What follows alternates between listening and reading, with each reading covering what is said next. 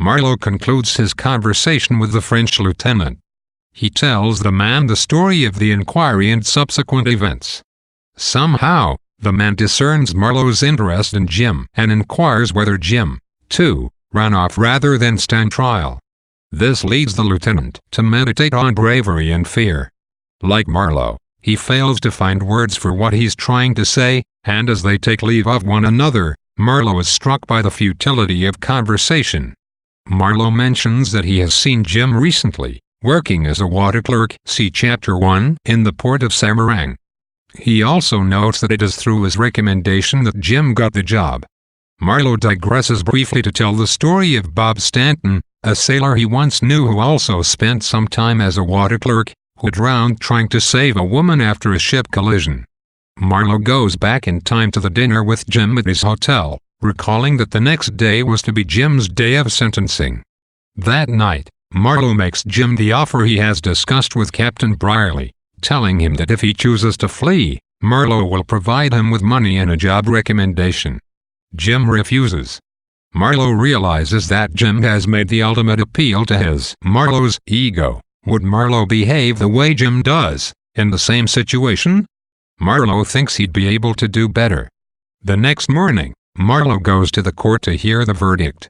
The court finds the Putna to have been unfit to go to sea, deems her navigation and operation up to the accident proper, declines to speculate as to the cause of the collision, and finds the crew derelict in their duties, revoking their officers' certifications. Leaving the court, Marlowe encounters Chester and Captain Robinson, two suspicious characters who have stayed one step ahead of the law for years. They discuss with Marlowe a business scheme in which they want to involve Jim.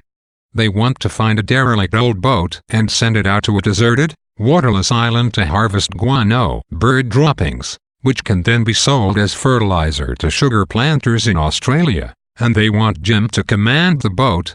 Marlowe refuses to make Jim the offer, and the men insult Jim, noting that at least the island won't sink. Aware of Jim's vulnerability to people like Chester and Robinson now that he has been punished, Marlowe finds him and takes him back to his hotel room, where he writes letters as Jim struggles with his own thoughts.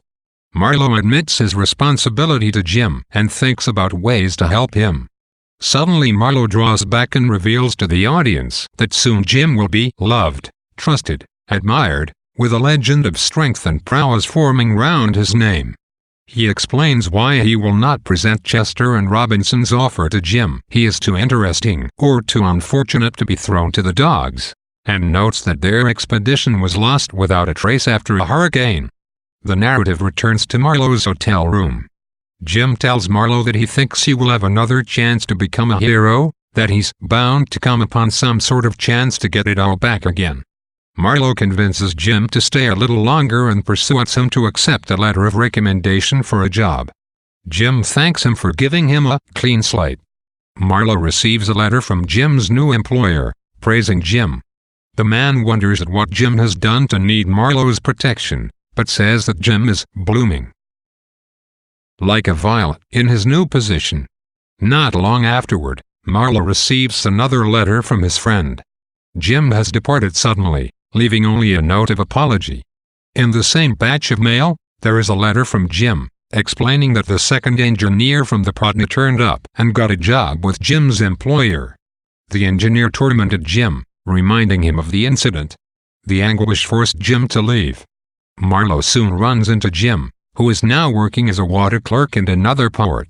Returning to that port a few months later, he finds that Jim has again quit a promising job, this time because a damaged steamer carrying pilgrims had put in, and the Putna case had again become a subject of conversation. His most recent employer remarks to Marlowe that he had told Jim that, although he didn't know what he had done, the earth wouldn't be big enough to hold his caper. This section explores the aftermath of Jim's conviction.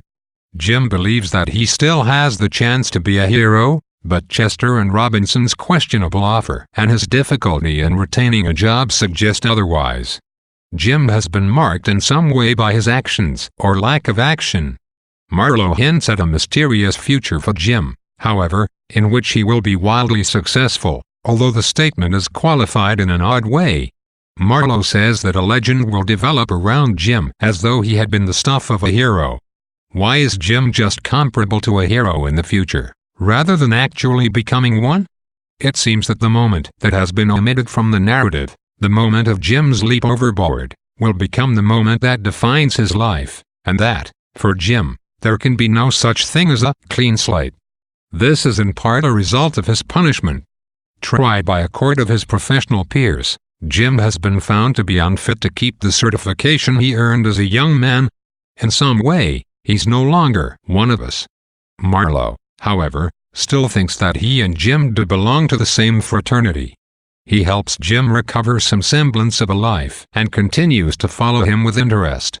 Marlowe's interpretive skills are called into question in this section, though, as he declares himself unenlightened by his encounter with Jim. He also makes the strange claim that by helping Jim out he had saved him from starvation of that peculiar sort that is almost invariably associated with drink. This is a strange claim to make. It doesn't square with what we know of Jim, and it doesn't seem in line with Marlowe's opinion of Jim in general. Perhaps Marlowe has begun to fear the implications of his own association with Jim, and comments like this one are a way for him to distance himself. Chester and Robinson approach him because of his budding friendship with Jim, after all, and Marlowe himself sadly knows that, of he and Jim, it was yet he, of us two, who had the light.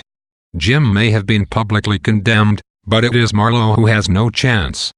Jim seems to be headed for a successful future, while Marlowe will be left only to repeat Jim's tale to anyone who will listen.